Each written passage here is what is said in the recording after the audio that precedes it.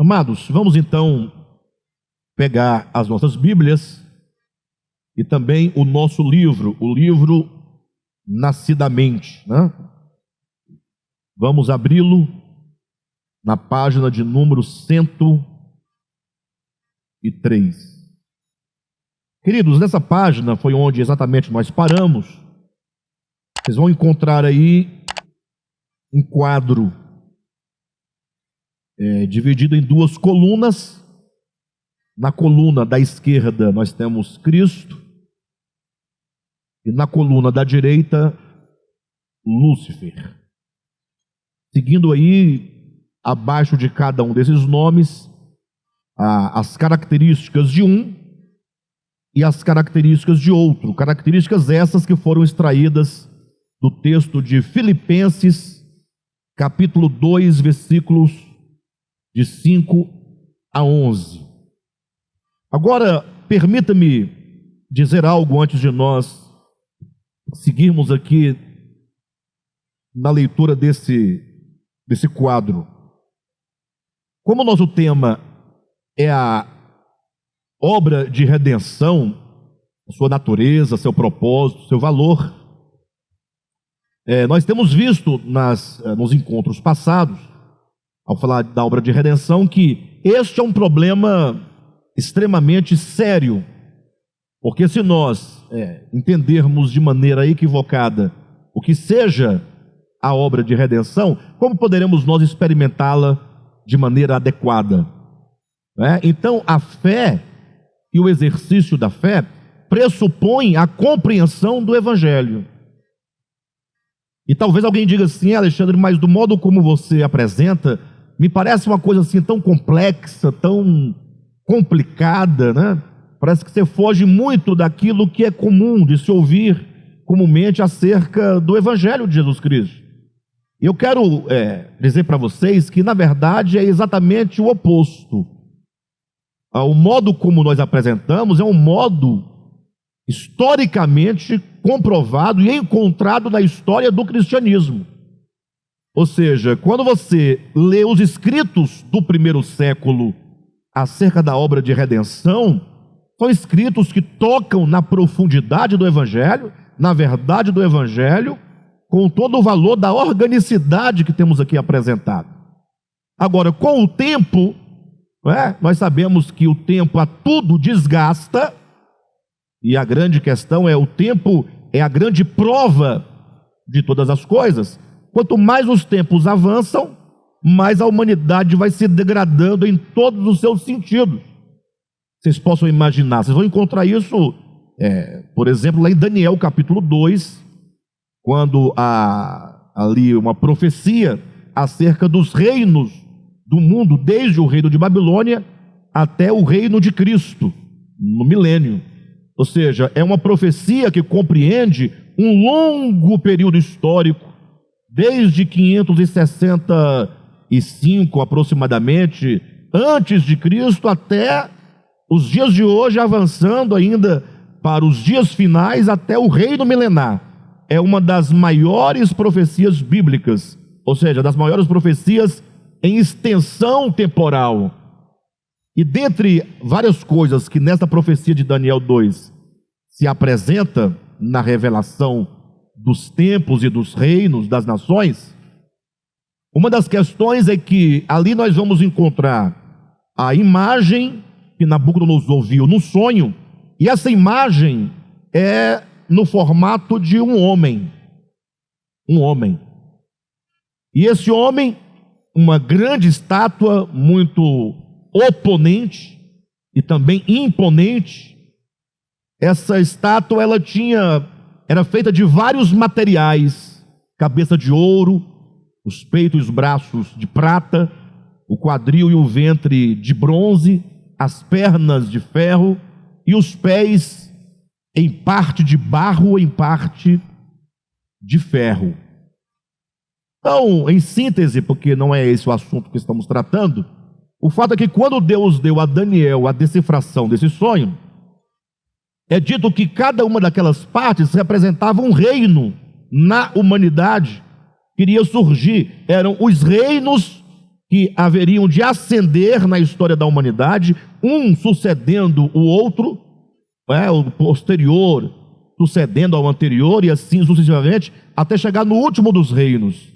Então mostra como que a humanidade, representada por um único homem, dentre os aspectos revelados, é que, sendo a cabeça de ouro, com o passar do tempo, ao chegar no próximo reino, haveria uma degradação de valor, do ouro para a prata, da prata para o ferro, para o bronze, desculpe-me, do bronze para o ferro, do ferro para o barro. Se eu considerar que cada um desses materiais, eles têm aí uma ideia de valor, de preciosidade, então é possível observar nesse aspecto da profecia que, conforme os tempos vão passando, a humanidade vai perdendo o valor, vai se degradando até chegar a uma condição de puro barro. Ora, e qualquer pessoa em sã consciência que olhar para a história da humanidade, para a nossa experiência humana, perceberá que cada dia que nós estamos avançando, os valores vão se perdendo, e coisas que alguns julgam de valor, percebe-se claramente que a degradação intelectual, a degradação religiosa, a degradação social, política, em todos os aspectos, está cada vez pior.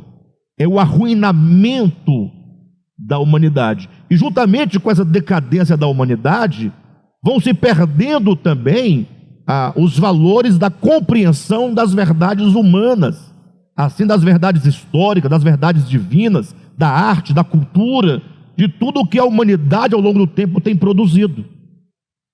Então, hoje em dia as pessoas querem receber um evangelho que não traz consigo a potência necessária para a transformação. Quer-se falar de um evangelho, de uma barganha, de uma negociata, de uma relação mercantil, para que Deus os abençoe e os alcance com o quê? Com coisas materiais, coisas humanas. Então, o fato é que o evangelho de Cristo, ele de fato é muito profundo. E de fato está disponível também a todos nós. O problema é que nós, sobretudo nós cristãos, temos abandonado pouco a pouco a leitura, o estudo, sobretudo o desejo de conhecer profundamente as coisas referentes a Deus, e temos nos entregado a pregações e estudos de macarrão instantâneo, aquela comidinha feita em 3 minutinhos, você fala 10, 15 minutinhos e fala qualquer coisa, sem muita explicação, sem muita profundidade, e o pessoal vai embora e fica feliz. Mas o fato é que quando nós falamos de redenção, esse é o ponto que eu quero conversar com vocês hoje, eu quero que vocês tragam, sempre quando pensarem em redenção, dois nomes, como está aqui no nosso quadro, o nome de Cristo e o nome de Lúcifer caído.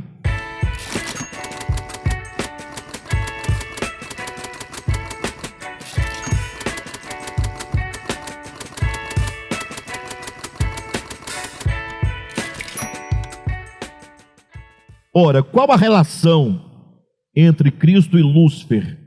E por que nós, ao pensarmos na nossa salvação, na obra de redenção, temos que pensar nesses dois? Ora, porque me parece que todos vocês estão claros disso, que são duas matrizes de existência, são duas plataformas, ou para que fique mais claro, são duas raízes de onde brotam duas árvores. Estamos falando aqui em termos metafóricos, simbólicos. Então, se a partir de Lúcifer, tomando essa ideia, eu não quero jamais que vocês, ao pensarem na palavra Lúcifer, que é o equivalente, o Lúcifer caído, a diabo, Satanás, que vocês fiquem focados ou pensando na imagem medieval, de um demônio. Não, esqueça isso definitivamente, de uma vez por todas. A ideia aqui não é uma ideia, não é, satírica de um sátiro, né, de um homenzinho com pés de cabras e com chifre, com rabo, orelhas pontudas, tridente. Essa é uma imagem medieval que foi pintado por alguns, a igreja achou muito bom, em questões de controle, porque quanto mais o medo impera no meio de uma comunidade, maior o controle pode se obter da parte daqueles que a lideram. Mas o fato é que não tem nada disso existe. Agora, entenda, seja maduro para compreender, não existe a figura satírica, que é uma invenção do homem, é uma invenção religiosa. Isso não quer dizer que não haja o Lúcifer, que é uma criatura a qual Deus criou, e na sua natureza de criatura é um querubim, conforme Ezequiel capítulo 28. Ou seja, assim como Deus criou homens, Ele criou anjos e criou querubins. São espécies de seres inteligentes, distintos. Então, por exemplo, quando nós falamos do homem caído, você não pode pensar num sátiro, numa figura satírica. O que é um homem caído? É um homem que tem 2 olhos, igual você, igual a mim, porém que possui uma consciência em estado de rebelião contra o Criador. Nós não temos chifres, nesse sentido da figura mítica e satírica. Outra coisa, não vamos entrar nos méritos, né? Não temos rabo de seta, não temos olhos amendoados e puxados, orelhas de duende. É bobagem, né? Legue vermelha, capa preta, isso é uma bobagem, e crente tem medo dessas imagens, e o pior é que tem crente que se diz arrebatado por Deus, vai ao inferno e vê essa figura lá. Aí é estranho, porque há quem acredite nisso. Mas o que eu quero que vocês entendam é que, ao nós invocarmos a imagem ou o nome do Lúcifer caído, do diabo, precisamos pensar sobretudo no estado de consciência. Porque se colocar aqui, Lúcifer caído aqui, à frente, né, se nós pudéssemos vê-lo, e colocássemos um homem ao lado dele, nós veríamos apenas 2 criaturas. Aí tem toda aquela especulação que alguns fazem, dizendo, mas ele era muito bonito, né? Devia ser muito bonito, eu imagino, né? Pelo menos a Bíblia fala, né? Perfeito eram os teus caminhos, beleza, perfeição, coisa nesse sentido. Bem, mas de todo modo aí vão dizer, não, mas aí com o tempo, o pecado foi deixando-o feio. Fala, é igual você também. Mas se Deus fosse criar o homem na sua perfeição, ia criar a pessoa igual a você, igual a mim. É certo que o pecado degrada, concordo com você, mas ainda assim há beleza, não é? Há uma beleza no ser humano. O ser humano é um ser belo, ainda que degradado, ainda que corrompido, né? Ainda que tem um corpo passível de corrupção, etc., mas não se transformou num monstro, né? Porque a ideia da idade medieval, a ideia medieval é transformar um anjo perfeito num monstro. Mas qual é o objetivo disso? Acabamos agora há pouco de falar. Então o fato é que Lúcifer caído é um querubim, e para facilitar a sua compreensão, é um anjo. Facilita a compreensão. É só um anjo, mas é um anjo revoltado, é um anjo rebelde, é um anjo desobediente, é um anjo que não ama a Deus, que odeia a Deus, e que, sobretudo na sua inimizade, se pôs e se põe como adversário de Deus, para lutar contra Deus e contra a sua criação. Bem, é a partir dessa consciência caída, a qual a Bíblia chama de Satanás, né, e de diabo, é a partir dessa consciência que se desenvolve tantas outras consciências caídas. Logo, se nós entendermos no sentido simbólico, Lúcifer caído como essa raiz, dele procede, portanto, um tronco com muitos ramos saindo dele. São todos os seres que participam da mesma consciência caída dele e, portanto, de um mesmo corpo. É uma consciência una, embora coletiva, e que dão os mesmos frutos. É o império das trevas. Então, aqui está a fonte, poderíamos dizer nesse sentido, da queda do homem. Então, qual é o problema do homem em relação à queda, em relação ao pecado, em relação a Deus? Ora, o problema do homem é o tipo de consciência da qual ele participa. Isso é muito simples de se entender e, ao mesmo tempo, muito complexo, porque quando você olha para a experiência humana, o que você vai encontrar? Que todos os homens, em maior ou menor medida, participam dessa consciência caída, de formas e níveis diversos de maldade, de desamor, de confusão, de intriga, de inimizade, de porfia, de ciúmes, de destruição, de maledicência, de roubo, de impureza, de malignidade, de perversidade, de corrupção. Então, a condição do homem é essa. E agora, o que seria a obra de redenção? Efetivamente falando, é lógico que tudo pode ser sintetizado. Quando eu falo de obra de redenção, você pode sintetizar na figura e na imagem do Cristo crucificado. Mas o grande problema é o que essa figura, essa imagem, esse Cristo crucificado, o que ele representa no âmbito cósmico. O que é Deus, o eterno, que sendo Deus se faz homem e vai descendo os níveis, entrando para a criação e se submetendo a toda sorte de infortúnio sofrido da parte do império das trevas por meio dos homens malignos.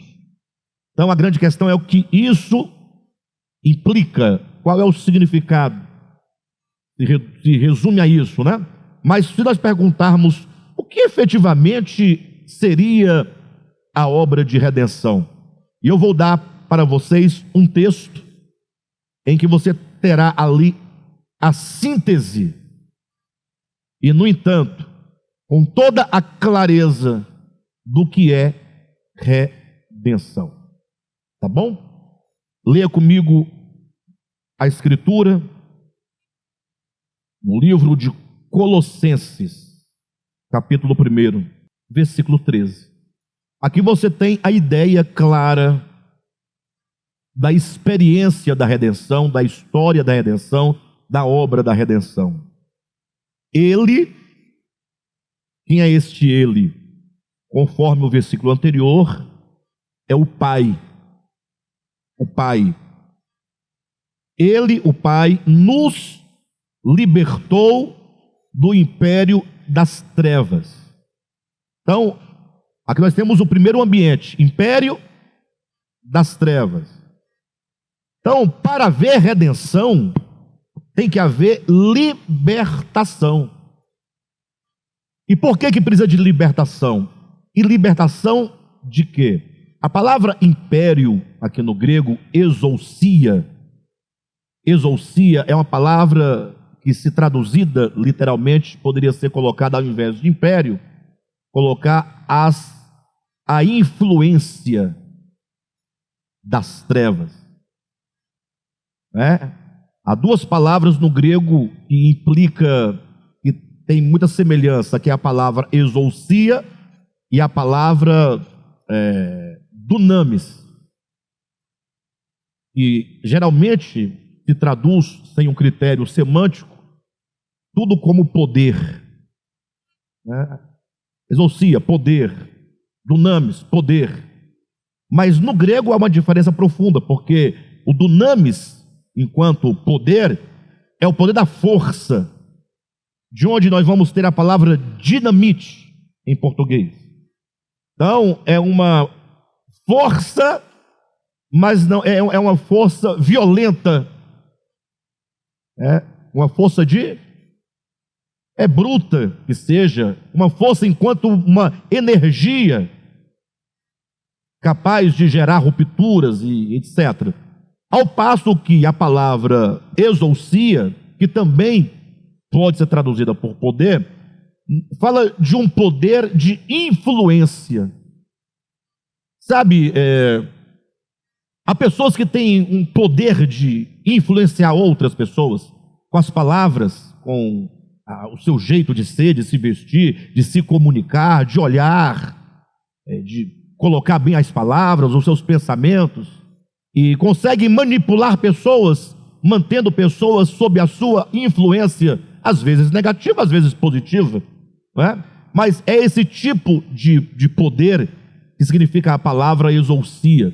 Quando diz, Deus nos libertou do império das trevas, está dizendo que as trevas constituem-se em forças do engano, forças da mentira, que mantém a mente do indivíduo, da criatura que caiu sob a sua influência, ao seu álibi, mantém essa mente cativa e escrava no engano. Queridos, a questão do engano é uma coisa extraordinária, negativamente falando. Talvez, por mais que nós entendamos, ainda não temos noção do poder da mentira. Tanto é que Jesus claramente diz, e conhecereis a verdade, e a verdade vos libertará. O que liberta o homem? A Deus. É verdade. É Deus que liberta o homem. Mas o que Jesus fala sobre a libertação? Em que momento acontece a libertação do homem? É lógico que essa libertação ela é paulatina, ela não acontece de uma vez por todas. Mas, grosso modo, podemos entender quando Jesus fala, e conhecereis a verdade, e a verdade vos libertará. É só você inverter os polos. Ora, as pessoas não são libertas, logo elas são cativas, elas estão aprisionadas. E o que as aprisiona? A mentira. E o que é a mentira? Senão as trevas. Ou as trevas é uma metáfora para se referir à mentira, para se referir ao engano, para se referir à cegueira, para se referir à ignorância. Então, quando diz aqui em Colossenses que ele nos libertou do império das trevas, ele quer dizer que o homem, ele anda cativo do engano, das trevas, da mentira, sob a força e a influência do engano, e esse engano precisa ser desfeito na mente e no coração, para que esse homem seja o quê? Liberto. Então, por que as pessoas ainda nutrem muito medo de muitas coisas? Já observaram que o medo é o produto da ignorância? Então, alguém, por exemplo, que mora no interior, ali no meio de muita tradição, muitos costumes dos antigos, e eles criavam suas lendas, Enfim, aí a pessoa acredita que, por exemplo, exista lobisomem.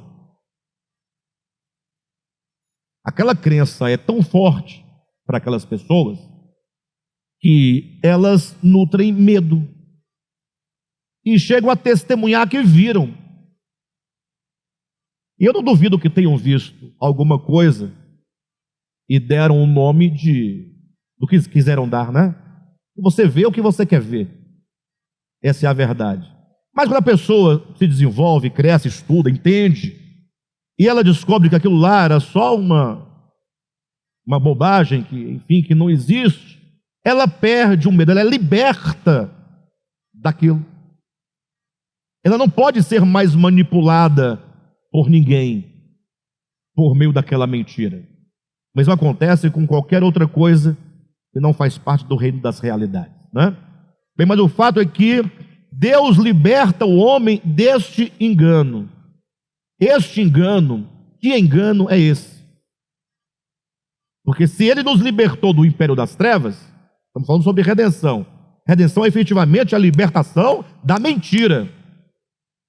Tem que abrir um parêntese aqui. Queridos, o pai da mentira é tão esquisito, é tão sem futuro, é tão perverso, e essa influência das trevas, da mentira é tão grande, que quando o império das trevas percebe que alguém está tendo alguma compreensão da verdade, que aquela pessoa está sujeita à libertação, o império das trevas agora vai trabalhar com a própria verdade para escravizar a pessoa na letra da verdade, para que aquela pessoa se torne alguém orgulhosa de ter a compreensão de A mais B igual a C, de conseguir decifrar teoricamente as coisas, mas que permaneça no âmbito de uma escravidão interior, sem que ela perceba que continua escrava das suas paixões, dos seus desejos.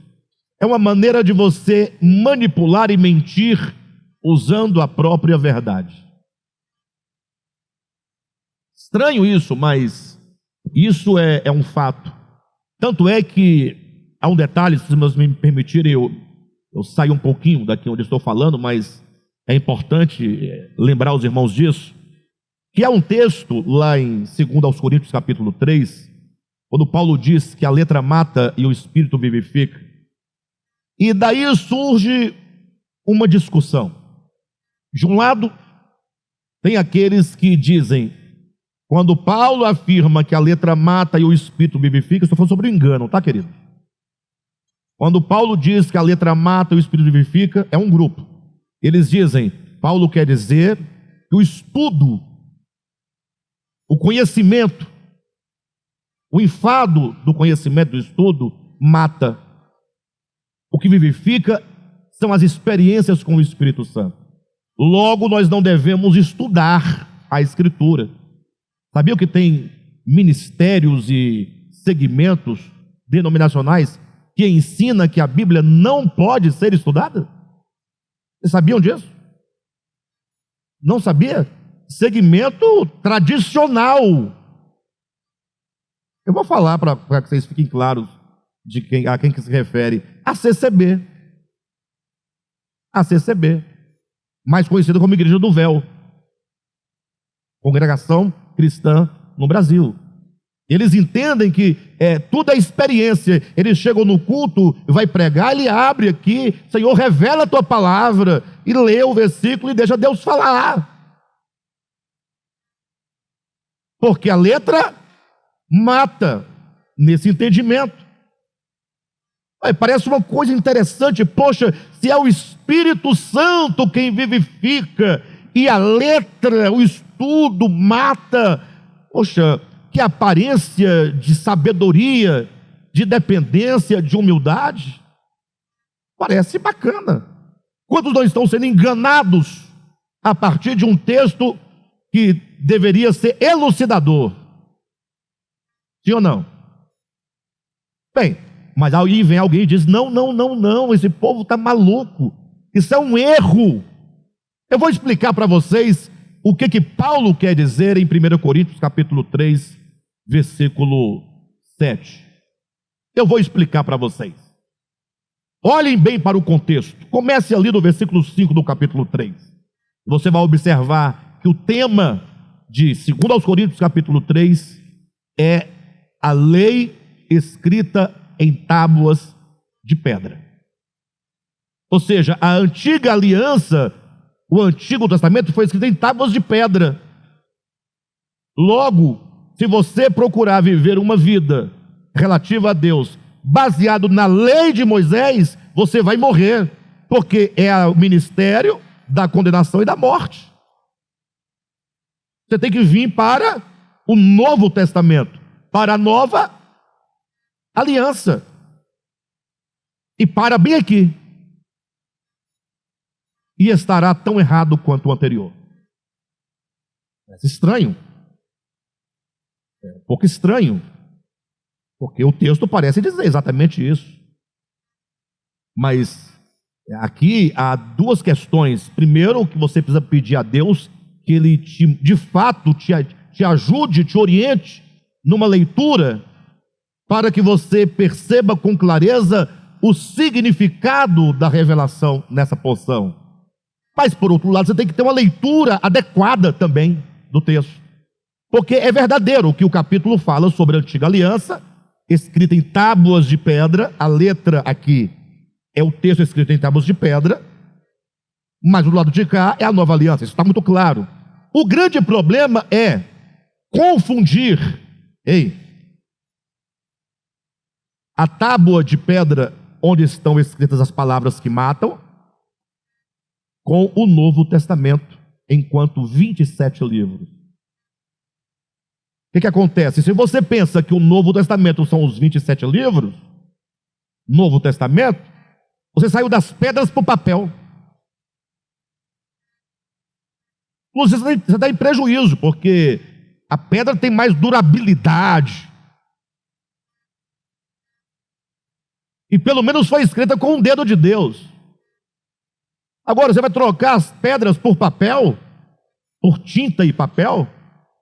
Basta você olhar com atenção que as tábuas de pedra, cujas letras matam, lá em 2 Coríntios 3, estão numa relação com o nosso coração, quando diz: vós sois cartas vivas, em cujo coração se inscreve a lei de Deus, não com tinta, mas com o Espírito do Deus vivente. Então não é a troca de Antigo Testamento por Novo Testamento, enquanto mera aliança externa, teológica, não é? Antes de Cristo, depois de Cristo, o que muda, o que não muda, porque é nisso que acontece, que as pessoas ficam agora debatendo: nós estamos no Novo ou no Velho Testamento? Aí pronto, vamos cair no mesmo engodo do povo de Israel, porque eles se apegaram à letra no sentido de abrirem mão da essência, do testemunho, que é o Cristo de Deus que haveria de vir.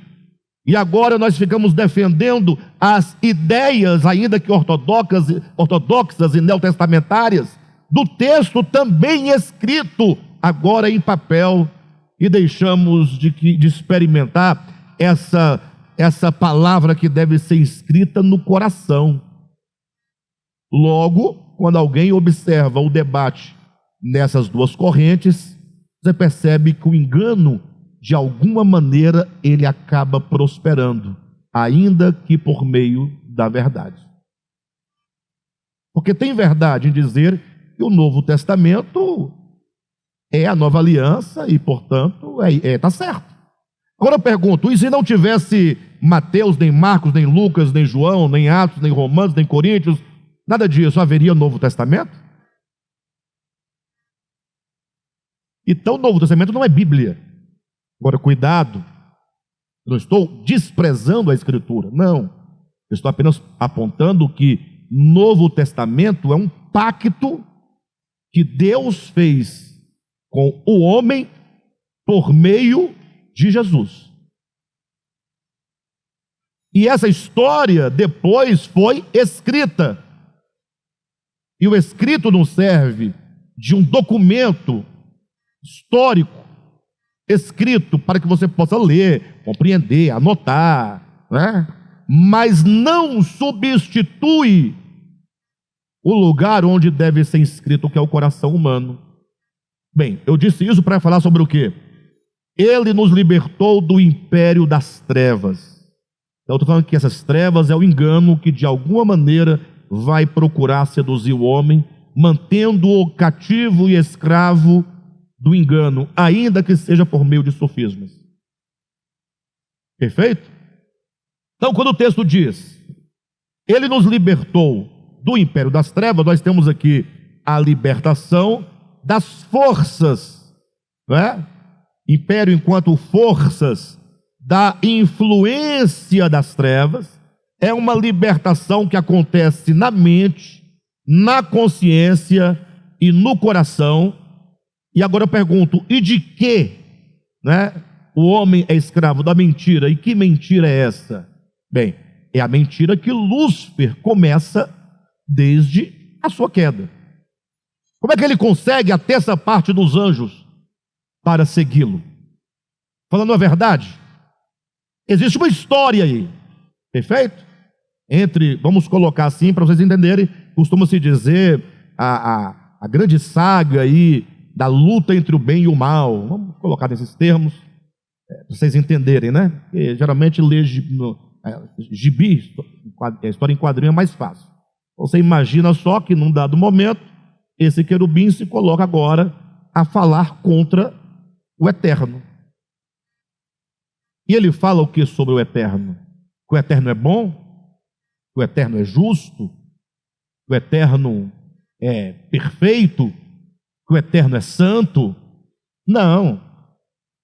Ele é chamado de pai da mentira, porque a partir da sua própria queda, ele começa agora a compartilhar uma mensagem, um falso evangelho, colocando-se como salvador. Olha, eu quero livrar vocês das mãos de um Deus impiedoso, de um Deus perverso, de um Deus mau, de um Deus assim assado. Ele vai então criando toda uma narrativa, uma história contra Deus, contra o caráter de Deus. Por que será que quando Jesus ensina os discípulos a orarem, ele diz: olha, quando vocês orarem, a primeira coisa que vocês pedirão, então logo invocarem o Pai Celestial, né? Peça: santificado seja o vosso nome. Todo mundo reza e ora o tal do Pai Nosso, e ninguém para pensar: puxa, peraí, eu tenho que orar para Deus me santificar, santificar meu coração, santificar a igreja, santificar a humanidade. Poxa, faz sentido. Mas como é que eu, pecador, vou orar pedindo ao Eterno que o Eterno santifique o seu próprio nome, o nome dele? E qual o sentido disso? Ninguém pergunta isso. Por que que o nome de Deus haveria de ser santificado? E pior ainda, por que que este é o pedido supremo e primeiro dentre todos? Que na oração são elencados 6 pedidos, este é o primeiro de todos: santificado seja o teu nome. Não é porque o querubim da guarda caído, portanto Satanás e diabo, não tem desde os primórdios profanado o nome de Deus? Não é verdade que no universo existem seres e milhares, milhares de seres, sejam anjos, sejam homens, que têm uma relação de inimizade contra Deus? E por que mantém relação de inimizade contra Deus? Senão por causa das mentiras de Satanás contra Deus. Alexandre, você está com elucubrações, coisa da sua cabeça, tal. Não, basta olhar para Gênesis capítulo 3. O que a serpente diz para a mulher? Qual é o tema da conversa? Nós temos 5 versículos, ou 4 versículos. Ou melhor, nós temos 2 versículos do diálogo entre a mulher, são 3 versículos, a mulher e a serpente. A serpente fala assim: bem, bora bater um papo, ok? Como foi? Não foi assim que Deus disse? Ele traz o que supostamente Deus teria dito. E quando ele fala o que supostamente Deus teria dito, a serpente fala com verdade ou com mentira? Por que com mentira? Porque o que Deus havia dito? De toda árvore do jardim comerás o quê? Livremente. O que a serpente diz? Não foi assim que Deus disse? De toda árvore do jardim não comerás. Deus diz: comerás de todas. A serpente fala: não comerás de todas. Mas será que a serpente achava que a mulher ia acreditar? Não, é só mesmo para começar uma espécie de manipulação e de envolvimento.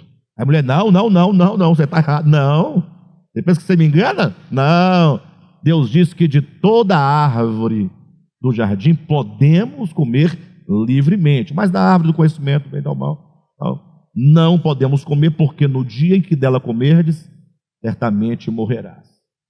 O que a serpente fala? Deus diz, certamente morrereis. A serpente diz, é certo, ou certamente, é certo que não morrereis. Deus disse que você morre nesse caminho. A serpente diz, não, você não morre. Espera aí, então você quer dizer que Deus está mentindo? Então, pergunte para a serpente, então, Deus está mentindo, então? E a serpente diz, está mentindo, sabe por quê? Porque ele sabe. Porque ele sabe. E no dia que você comer, você vai ser como ele. Igual. E o que ele faria com uma criatura igual a ele? Como é que ele pode manipular o serviço, a adoração, se você se tornar como ele? É certo que não morrereis. Daí, essa é a história básica da queda do homem.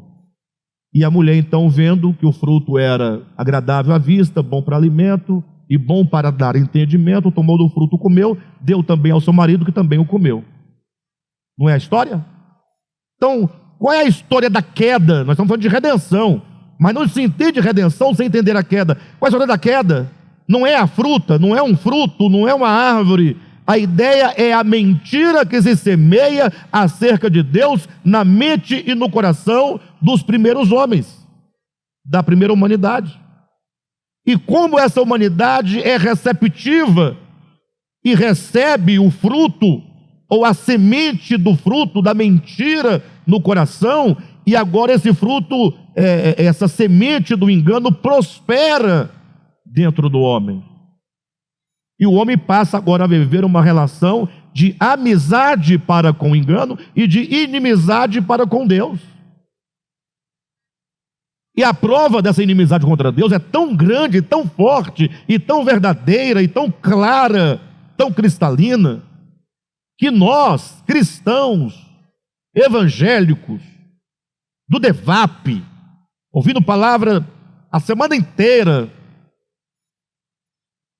ainda acreditamos muito na serpente e pouco em Deus.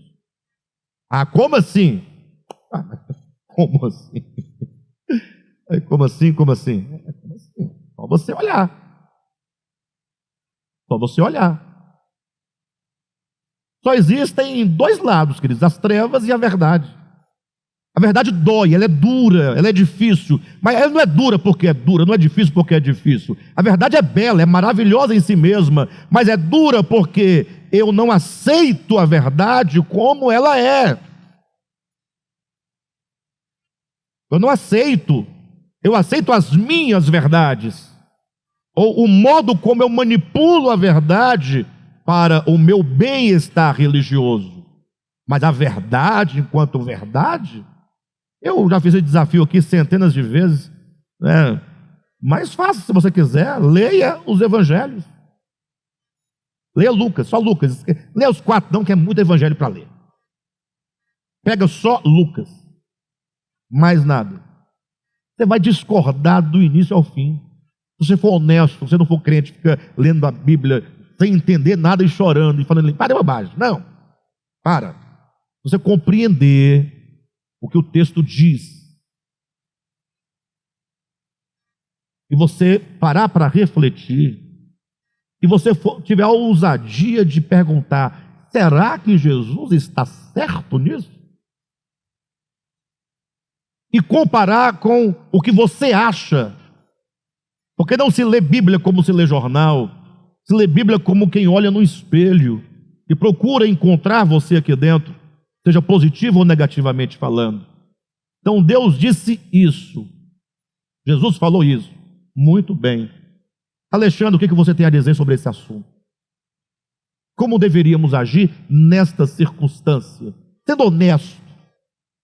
Jesus, ele é muito bonzinho, mas ele é Deus, né? Deixa ele para lá. Falta que nós vivemos no mundo concreto, no mundo real.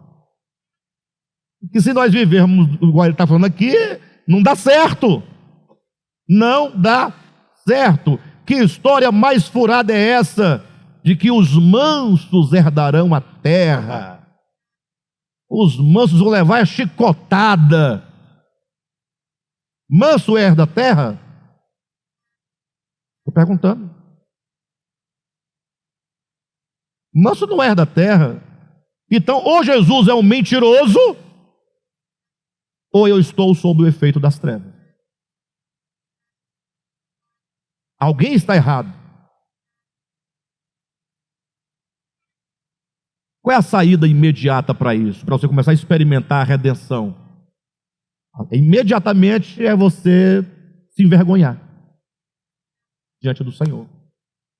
Ó Senhor, o Senhor me perdoa, mas eu não tenho condições ainda de assimilar. Mas eu sei que o Senhor é a verdade. O problema não está em ti, está em mim. Preciso de libertação. Aí você terá que fazer o que está no Salmo 1, para começar a caminhar. Bem-aventurado é o homem que, primeiro, não anda, segundo, o conselho dos ímpios. Os ímpios têm conselhos. Você ouve os ímpios? Como é que você constrói a sua cosmovisão? Como é que você constrói a sua ética cristã? Como é que você constrói o seu ser cristão que se põe no mundo? É ouvindo o jornal? Se deixando, ouvindo TikTok, o que estão dizendo sobre isso, sobre aquilo outro, nesse aspecto, daquele outro? Você se alimenta de quê? De que lado você está? Em que mundo você vive? Então, ou você ouve o Evangelho, ou você vai andar segundo o conselho dos ímpios. Bem-aventurado o homem que não anda segundo o conselho dos ímpios, nem se detém no caminho dos pecadores, nem se assenta na roda dos escarnecedores. Antes, o seu prazer está na lei do Senhor, e na sua lei medita de dia e de noite. Então, onde é que está o meu problema?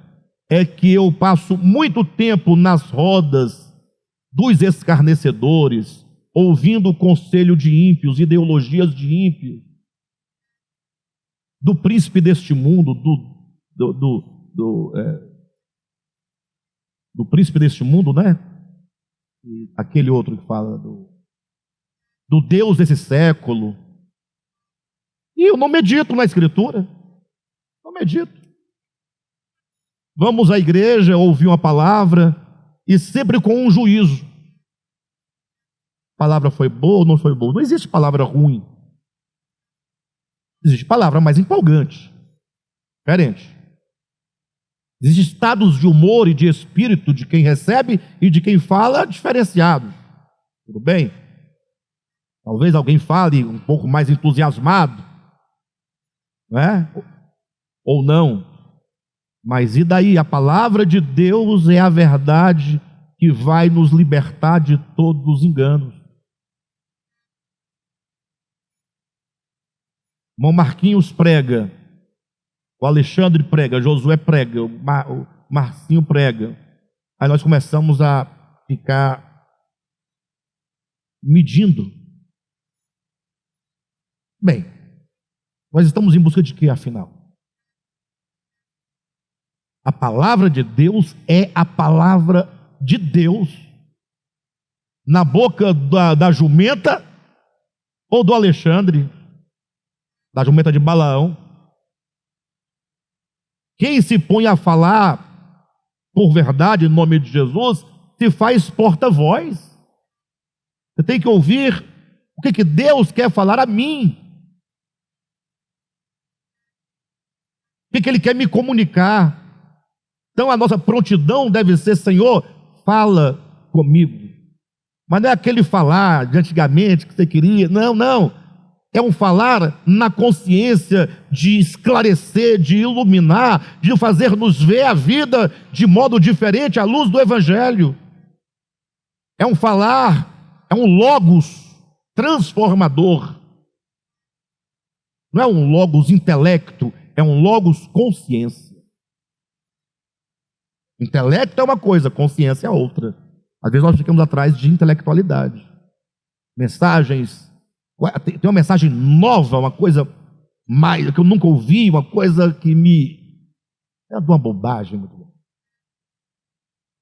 Bem, então, quando diz santificado seja o teu nome, é porque o nome de Deus foi profanado com muitas mentiras a respeito dele. É um nome maculado na consciência humana, ou do cosmo caído. Entenda, cosmo caído restringe-se a essa esfera de experiência de queda. Perfeito? E não somente isso, mas quantos deuses foram feitos para que o nome de Deus fosse apenas um entre tantos deuses? E os homens que se fazem a si mesmos deuses, e que se não se faz, reivindica a prerrogativa da adoração, da obediência e do serviço. Então, conceito de redenção: Ele nos libertou do império das trevas. A libertação na consciência e no coração é o procedimento da redenção. E agora, e nos transportou.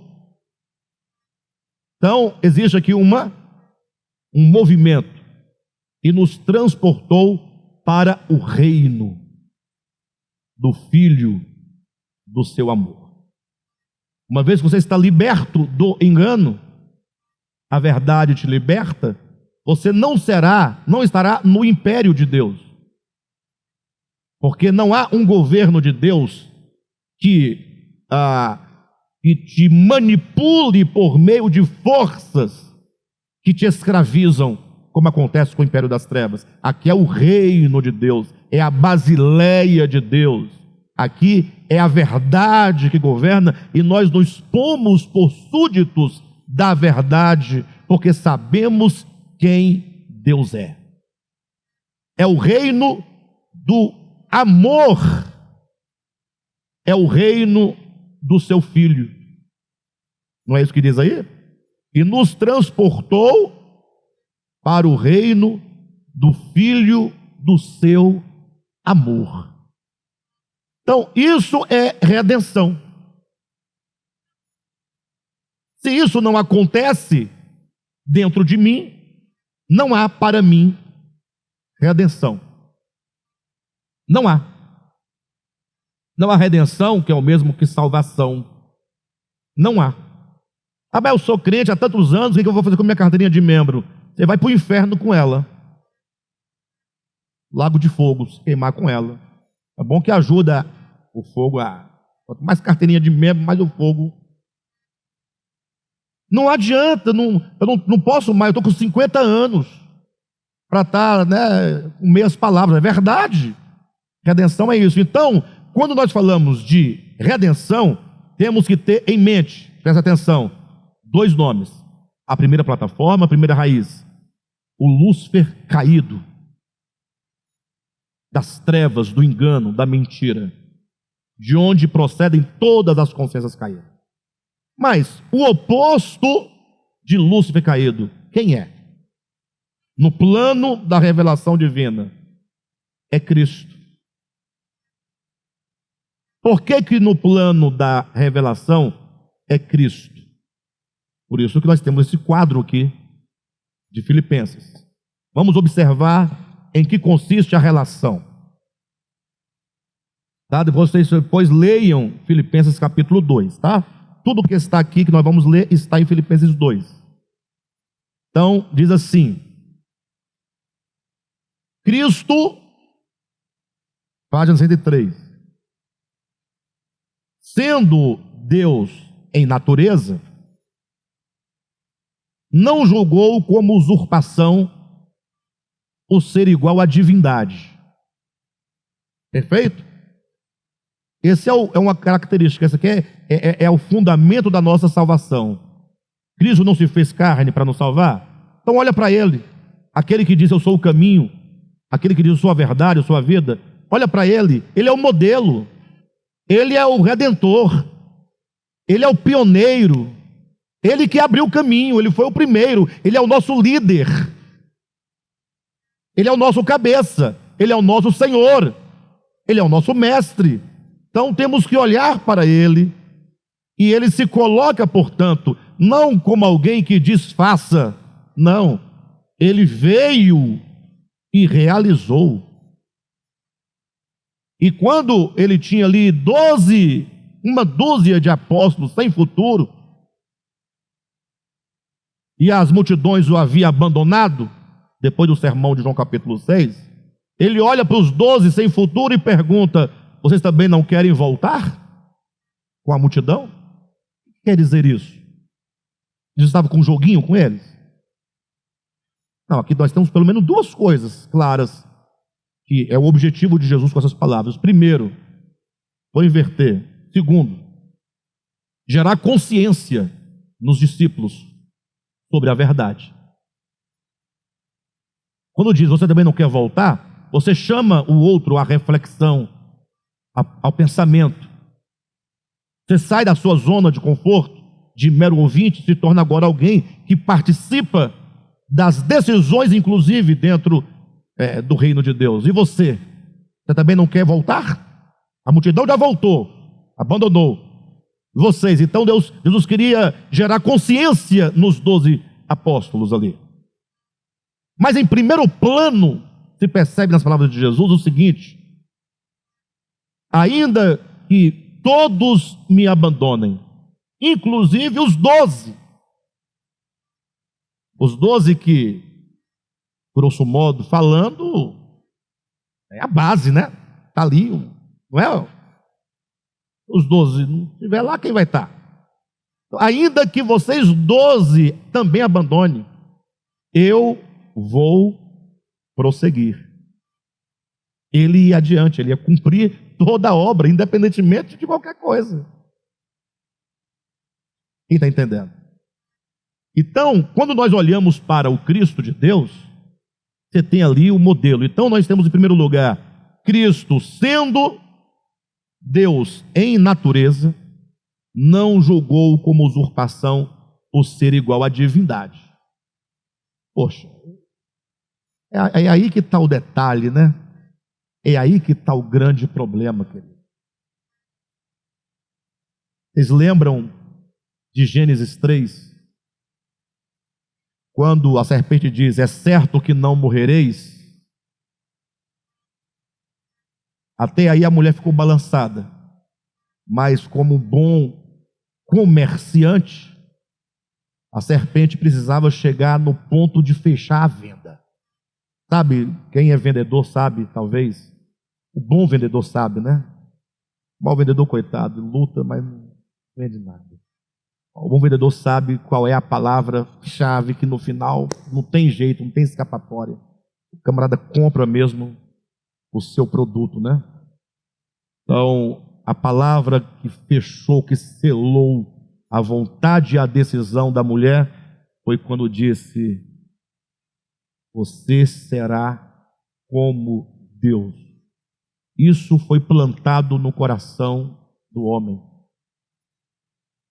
O desejo de ser como Deus. Não é de ser semelhante no sentido de se identificar com o amor, com a graça, com a misericórdia, com o perdão. Não. É ser igual para ser páreo. Para ter o seu próprio trono. Então a serpente dessa conversa, não foi ela própria que disse lá no início: Eu elevarei o meu trono acima das estrelas dos céus? Ou eu subirei acima das estrelas dos céus? Exaltarei o meu trono e serei semelhante ao Altíssimo? É aqui que nasce toda a questão. Eu serei semelhante. Então, o que Lúcifer pensa na sua queda, de ser igual a Deus, ele promete ao homem: tu serás semelhante a Deus. Aqui começa o problema. Aí tem o Cristo, que sendo Deus, ele é. Ele é. Não tem promessa de ser. Não, ele simplesmente é. Eu não tenho como entrar nos méritos agora da coisa, mas ele é, sendo da mesma natureza da divindade, para quem tudo foi criado, por quem tudo foi criado, em quem tudo foi criado. Rapaz, se fosse eu estava tocando terror. Para cima de mim, eu não sou nada, estou doido para chutar a cabeça de uma pessoa, dar um chute. Vocês estão entendendo o que eu quero dizer, né, queridos? Então, ele sendo, olha o contrário, olha o que é redenção, sendo semelhante à divindade, não julgou no coração o ser igual a Deus. Não. A melhor tradução é aquela que diz: não se aferrou ao fato de ser igual a Deus. Não se aferrou, não se apegou. Ele é, mas quando foi preciso que ele viesse ao mundo, descesse, nesse sentido, vocês estão entendendo, né? Da sua glória, se despisse da sua glória. Glória não é natureza, glória é aquilo que Jesus fala, que o Cristo fala: Pai, glorifica-me com a glória que eu tive junto de ti antes que houvesse mundo. Ou seja, antes que houvesse mundo, o Cristo estava com a divindade. Ele era o Logos, que era Deus, né? E estava com a divindade.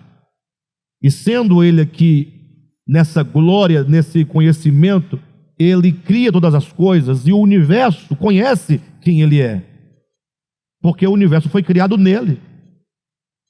Agora, de repente, esse que é, vai ter que entrar para a história, entrar para o anonimato, porque ele vai deixar de se representar como o eu sou, para se ocultar na história. Ele se oculta na história, se oculta no ventre de uma mulher, se oculta em Belém, se oculta no Egito. Por fim, está oculto no Nazareno.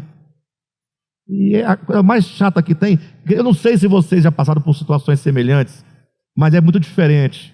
Por exemplo, eu vou fazer um sepultamento de um irmão da igreja aqui, nosso, né? Aí chega lá, a igreja está toda lá, os irmãos, vocês estão tudo lá. Todo mundo: pastor, você vai falar que horas? Tal, e fica na expectativa. Eu me sinto apoiado, né? Por mais que tenha pessoas lá que eu não conheço, mas eu sei que vocês estão lá comigo, e é bom falar, que vocês estão tudo olhando e tipo assim: vai, nós estamos aqui, vai, tá bom, estamos gostando. É um apoio que dá para a gente. Agora, quando eu vou fazer algum sepultamento de irmãos da igreja que me pede para algum familiar, e chega lá, não tem ninguém da igreja, nem o irmão da igreja chega na hora, eu fico no meio de gente estranha, ninguém sabe quem sou eu, o que eu vou fazer, não sabe nada. Eu passo, ninguém olha para mim, ninguém me vê, ninguém cumprimenta, ninguém fala nada. Eu fico por ali esperando o irmão que me convidou chegar. Aí quando chega: o meu pastor, tá bom, tá certo. Aí continua chorando, né? Aí daqui a pouco, aí você vai querer que fale alguma coisa? Aí não, vou falar com o pessoal. O pastor vai dizer: tá, fala, mas fala logo. Você começa a falar, ninguém está ouvindo você, ninguém quer te ouvir. Você está lá porque alguém te convidou, mas o povo não quer saber de você lá, não. Até as coisas que você também está falando, ninguém quer. Não é hora de falar essas coisas, não.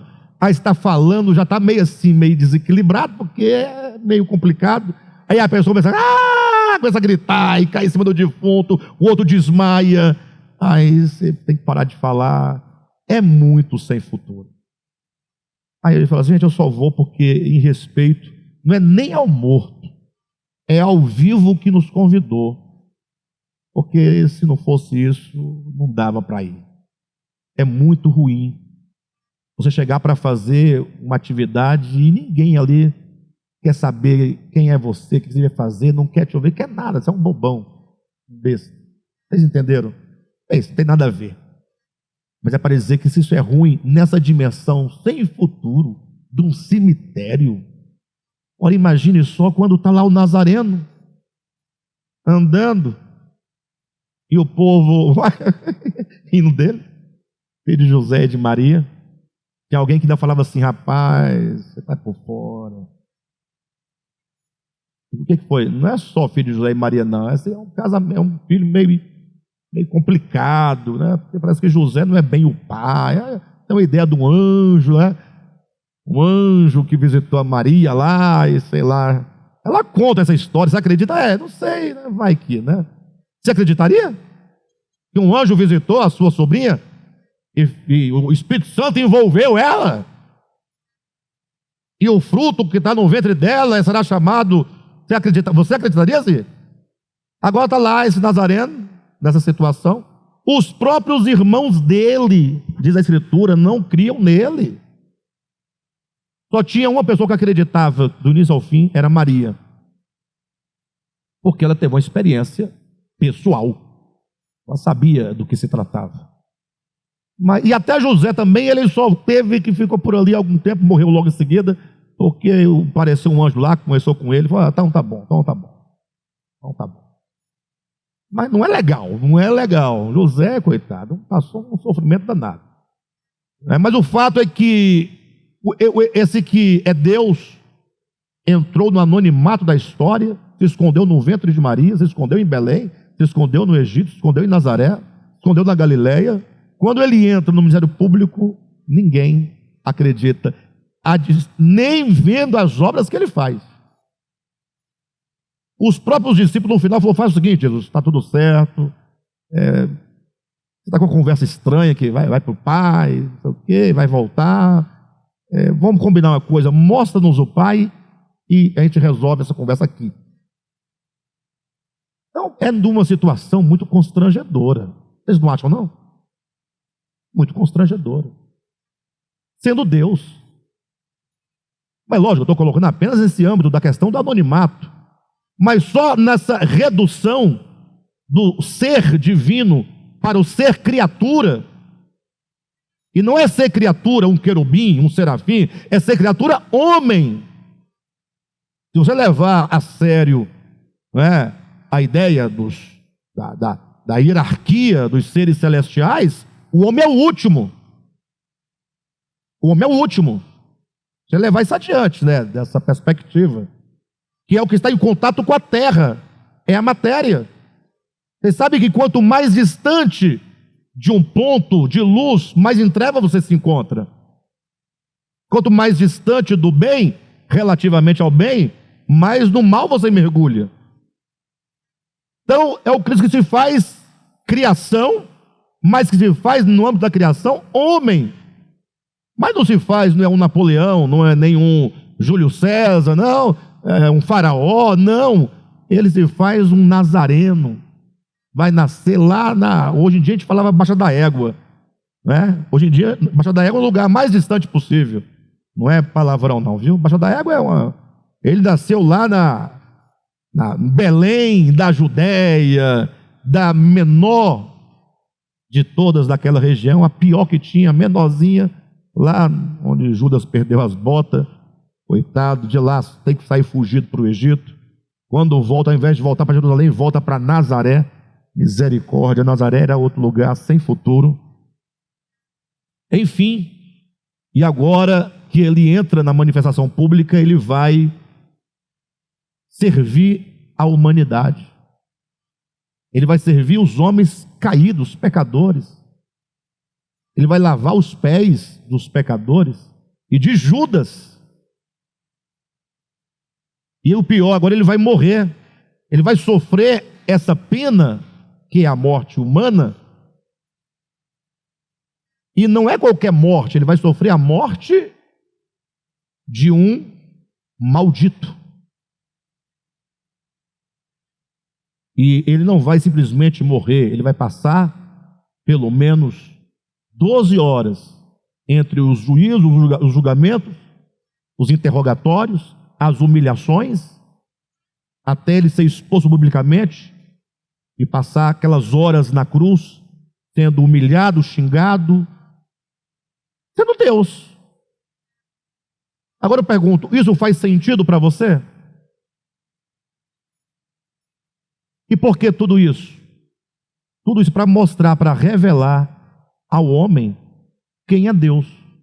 Todo esse procedimento de esvaziamento de quenoses do Cristo, e em silêncio, sem nunca se defender, apenas se submetendo a todo o processo, era a resposta de Deus para todas as mentiras que o diabo dele havia difundido no universo. É como se tivesse do lado de cá um espectador ouvindo a mentira de Satanás e vendo na prática Deus no meio dos homens, vivendo como homem e dizendo apenas perdoa, perdoa, perdoa. Deus estava em Cristo, não imputando aos homens suas transgressões, mas confiando-lhes a palavra da reconciliação, não é? E aí alguém olhando e chegando à conclusão, isso se dá por meio da revelação, dizendo, Satanás está mentindo. Deus não é nada daquilo que disseram. E essa libertação da mentira na mente é redenção. Então, para nós podermos encerrar, volte-se para o seu livro aí e veja, então, no quadro de Cristo, sendo Deus em natureza, não julgou por usurpação ser igual à divindade, descendo, a si mesmo se esvaziou, se humilhou, assumindo a forma de servo. 3. Desceu à terra a fim de fazer da cruz o ponto mais alto de sua glória para revelar ao universo o caráter do Pai, é o que estamos dizendo. E por último, Cristo, em razão do desprendimento de si mesmo e amor ao Pai, foi ressuscitado e exaltado acima de todo nome. Então, o que nós temos aqui por último? Cristo, em razão do desprendimento de si mesmo e amor ao Pai, foi o quê? Ressuscitado e exaltado acima de todo nome. Qual é o resultado desse desprendimento, desse esvaziamento, desse não apegar-se? Qual é o resultado? Tem um resultado para o próprio Cristo, por incrível que pareça. Filipenses capítulo 2. Leia na sua Bíblia rapidamente, para nós podermos encerrar. Sabe, Colossenses, só voltar 3 páginas aí. Capítulo 2, versículo 7 em diante. Antes a si mesmo se esvaziou, assumindo a forma de servo, tornando-se em semelhança de homem, e reconhecido em figura humana, a si mesmo se humilhou, tornando-se obediente até a morte, e morte de cruz. Pelo que também. Então, esse pelo que também é a contrapartida. Então, o que o Cristo fez? Ele foi descendo e se esvaziando completamente. Quando ele chegou no máximo do esvaziamento, qual é o resultado? Qual é a contrapartida de tudo isso? Versículo 9. Pelo que também Deus o exaltou sobremaneira e lhe deu o nome que está acima de todo nome, para que ao nome de Jesus, olha, Jesus, o homem, todo joelho se dobre nos céus, na terra e debaixo da terra, e toda língua confesse que Jesus, o Cristo, é Senhor, para a glória de Deus Pai. Então, é nesse processo de descida e esvaziamento que se dá o impulso para a glorificação ao lado do Pai. Agora, na outra base nós temos Lúcifer. que é o espírito oposto ao espírito de Cristo. Perfeito? Na semana que vem, nós vamos falar do espírito oposto ao de Cristo, que aqui no livro se caracteriza em Lúcifer, lá no início da sua queda, mas que nós vamos fazer o diálogo como esse espírito de Lúcifer se consumará no anticristo. Perfeito? Então, creio que hoje deu para a gente ser um pouco mais iluminados, não é? E que Deus abençoe a cada um de nós